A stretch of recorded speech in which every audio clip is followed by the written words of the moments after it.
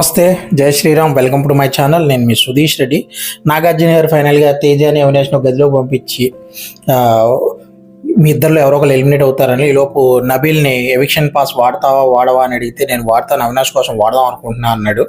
ఇంకొకసారి ఆలోచించుకోమంటే ఒట్టేసి ఒక మాట వేయకుండా ఒక మాట చెప్పనని చెప్పాడు. వెరీ గుడ్ అని చెప్పి ఈలోపు వీళ్ళ దగ్గరికి వెళ్ళి మీ ఫోటోల మీద రంగులు వేసుకోండి, లైట్లు ఆరిపేస్తాను, లైట్లు ఆన్ చేశాక ఎవరి దగ్గర రెడ్ ఉంటుందో వాళ్ళు ఎలిమినేట్ అని చెప్పారు. వీళ్ళు కళ్ళు మూసుకుని తేజ యాతనవా అన్నా అని అడిగాడు. యాతన అన్నాడు.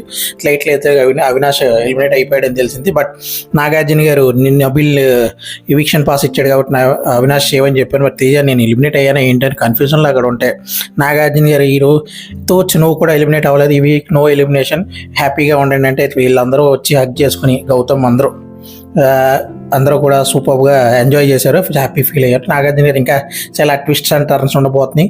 సో మీరు మీ కంటిని మా ఇంటి మీద